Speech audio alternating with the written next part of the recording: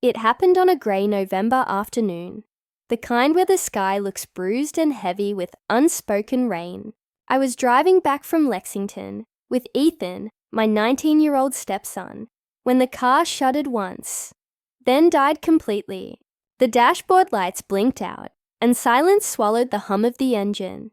Ethan glanced at me, brows furrowed. "That didn't sound good," he said, half joking, though the concern in his voice betrayed him. We pulled onto the shoulder of the highway, the smell of burnt oil faint in the air. Cars sped past us, in different streaks of color and noise. I gripped the steering wheel, trying to steady the irritation rising inside me. Not at Ethan, but at the day, the timing, the sheer inconvenience of it all. When I called my husband, "Mark!" his voice came through, clipped and distracted. "You'll have to stay somewhere nearby," he said after a moment. "It's too late to drive back once it's fixed. Ethan can handle it. Ethan, not we." I hung up, staring at the black screen of my phone, feeling that familiar ache of being alone, even when someone was supposed to care. Ethan leaned against the hood, arms folded. He wasn't a boy anymore, but he still had that quiet, searching look that reminded me of the child I met 6 years ago. Uncertain, watchful. He caught my eye and smiled faintly. "Guess it's an adventure, right?"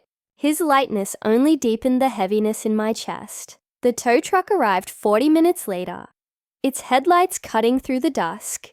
The driver told us it would take until morning to repair the car. The only nearby lodging was a small roadside motel, a relic of another decade, its neon sign flickering against the falling dark. Inside the lobby, the air smelled of coffee and damp carpet. The clerk slid one key across the counter without looking up. "Only one room left," she muttered. I hesitated, waiting for Ethan to say something, but he just shrugged. "It's fine. We'll manage." The words sounded simple enough, but the moment they left his mouth, something shifted, an invisible tension I couldn't name. In that instant, I realized this was more than a broken car on a lonely highway. It was a collision of everything unspoken, of loneliness, distance, and the fragile lines between comfort and temptation. As we walked down the dim hallway toward our room, I felt the quiet hum of unease trailing us like a shadow. I didn't know what the night would bring, but something deep inside me already sensed it would not leave us unchanged. The motel room was smaller than I expected. 2 lamps, a queen bed, and the faint hum of an old air conditioner, fighting to keep the chill away. I dropped my bag near the wall and tried to act unbothered. But the silence between us felt oddly heavy, like the room itself was listening. Ethan set his jacket on the chair, glancing around with the detached calm of someone who's used to making the best of bad situations. "I can take the floor if you want," he offered. I shook my head. "Don't be ridiculous. We'll figure it out." He smiled faintly. "You always say that." It was true. Whenever Mark got caught up in his work or came home too tired to notice the world around him, Ethan would come by the kitchen to talk, and I'd say those same words. "We'll figure it out." I'd meant them as comfort back then, but now, in this narrow room with one bed and too much silence, they sounded hollow. As I sat down, my phone buzzed. A message from Mark. "Everything okay? Call me when you can." I did. He picked up on the second ring, his voice muffled, distracted. "You two got a room?" "Yes," I said. "They'll fix the car in the morning." "Good. Drive safe tomorrow." That was it. No warmth, no concern, not even a question about how I was feeling. Just the polite efficiency of a man who had learned to communicate in short bursts. When I hung up, Ethan was watching me. He doesn't say much these days, does he? I forced a smile. He's just tired. Work's been hard. But Ethan didn't look convinced. "Maybe," he said quietly. "Or maybe he's just stopped trying." I wanted to tell him not to speak like that, to defend Mark, to protect the fragile idea of my marriage. But the truth stuck in my throat. I didn't know if Mark had stopped trying, Or if I had. Ethan sat on the edge of the bed, looking out the window at the rain pooling under the streetlight. "It's weird," he said. "He used to talk about you all the time. Said you made him happy." The words landed softly, but they stung. I nodded, staring at the muted reflection of us in the window. The tired woman and the young man caught in a moment they didn't ask for. Outside, thunder rolled distantly. Inside, the air grew heavier. I reached for the lamp, dimming the light until the room fell into a golden half-shadow. "Get some rest," I said, though neither of us was really tired. Ethan stretched out, eyes half closed. "You ever feel like you're the only one holding everything together?" he murmured.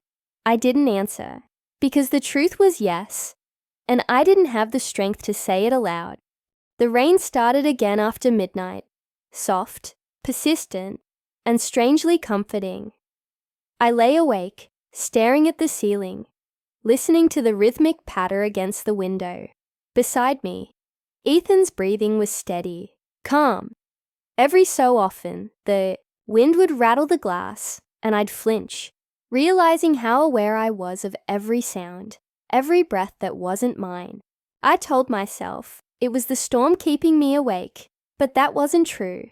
I was thinking about Mark, about the way his voice had sounded earlier, distant, preoccupied, like a stranger calling out of courtesy, rather than concern. We hadn't been close in months.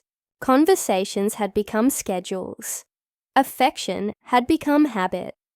I had learned to live with the ache of being unseen. Ethan stirred, rolling onto his side to face me. His eyes caught the glow of the streetlight, filtering through the curtains. "You're still awake," he said softly. "I couldn't sleep," I admitted. He hesitated. "You used to read at night, remember? When Dad worked late." The memory surprised me. He'd noticed that. Back then, I would wait up with a book, pretending not to watch the clock. "Yeah," I said quietly. "I guess I stopped." "Why?" I opened my mouth, then closed it, because it started to feel like waiting for nothing. He nodded, understanding more than he should have. The silence stretched again. Long, fragile, intimate. Ethan sat up slightly, resting his back against the headboard. "You don't have to pretend you're okay," he said. "You don't have to do that with me." The words were meant kindly, but they landed like a confession. For a moment, I couldn't look at him. There was something unbearably honest in the way he said it, like he saw through the walls I'd spent years building. "I'm fine," I murmured, my voice barely holding steady. But when I finally met his gaze, something shifted. Not romantic, not yet, but human. A recognition of shared loneliness. Two people craving warmth in the cold, not realizing how dangerous that could be. I stood, pretending to check the lock on the door. My hands trembled. "You should try to sleep," I said. Ethan nodded, but I could feel his eyes on me as I turned off the lamp. The room fell into darkness, and with it came the truth I'd been avoiding. This wasn't just about a broken car or a long night. It was about everything that had broken before it. When I finally lay back down, I kept my distance, every inch between us heavy with what neither of us dared to say. I don't remember falling asleep, only waking suddenly to the low rumble of thunder rolling somewhere far off. The clock on the nightstand glowed 2:47 a.m. Ethan was sitting at the edge of the bed, his shoulders hunched forward, the blue light from his phone faintly outlining his face. "Can't sleep?" I asked, my voice hoarse from silence. He turned toward me, startled but calm. "No, just thinking." I sat up slowly. "About what?" He hesitated before answering. "About Dad. About how everything got so quiet between you two." I felt that question like a knife turned gently. Not enough to wound, just enough to remind me of what hurt. "Things change," I said. "People change." Ethan looked down at his hands. "You didn't." The room seemed to shrink at those words. I tried to speak, but the air between us was thick, heavy with meanings neither of us should explore. I turned toward the window, but my reflection in the glass betrayed me. A woman not of composure, but of aching exhaustion. He used to tell me, Ethan said after a pause, that you were the best thing that ever happened to him. But lately, it feels like he doesn't even see it. His voice broke something inside me. The truth of it was too sharp, too real. Sometimes love fades so quietly, you don't even notice, I whispered. He looked at me then, not with desire, but with empathy, raw and unfiltered. He doesn't deserve that, he said. I smiled faintly, shaking my head. It's not about deserving.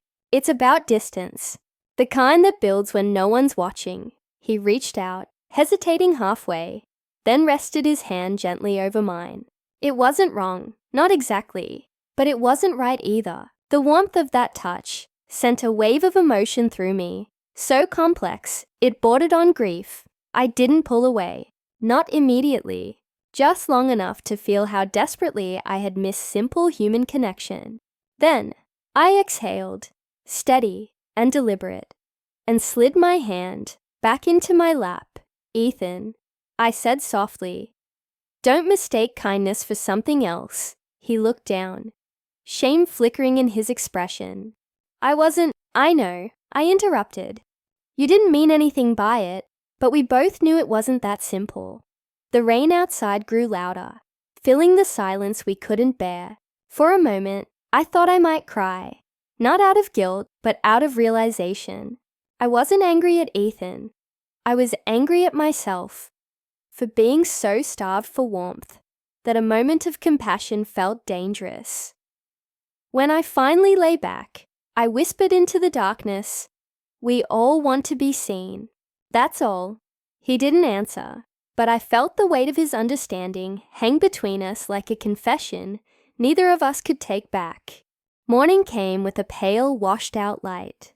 The storm had passed, leaving the sky streaked with soft grey clouds. I woke to the sound of movement.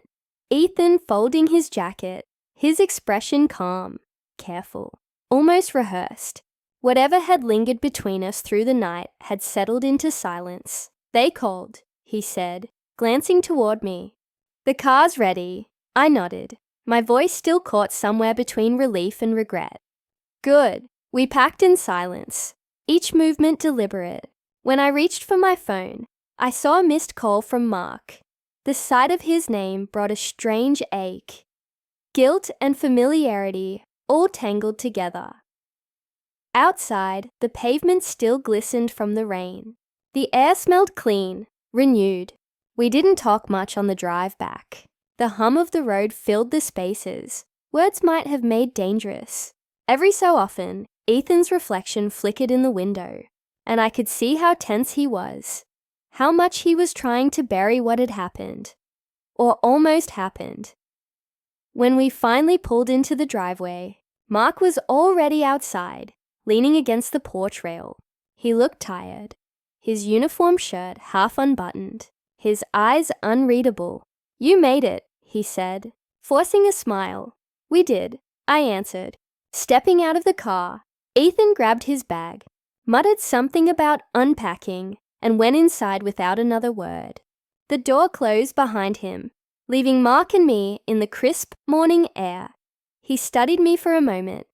You okay? The question was simple, but something in his tone, gentler than usual, made me pause. I don't know, I admitted. Mark exhaled, rubbing a hand over his face. I've been distracted lately. I know that. I didn't realize how far we'd drifted. It wasn't an apology, not yet, but it was something. Inside the house felt different. Ethan's footsteps moved faintly down the hall. Mark's phone buzzed on the counter, and somewhere in that quiet, I felt the full weight of what I'd almost lost. Not my husband, not my marriage, but the person I was, before the loneliness took root. That night, after Mark fell asleep beside me, I lay awake again, staring at the ceiling just as I had in that motel room. But this time, I wasn't thinking about what almost happened. I was thinking about what still could. Love, I realized, isn't destroyed in one night. It erodes over many small silent choices. And maybe, if you catch it in time, it can still be rebuilt. The next morning, I made coffee and sat across from Mark. I didn't say much, just smiled when our eyes met. For the first time in months, he smiled back. It wasn't forgiveness or forgetting, it was recognition. And sometimes that's where healing begins.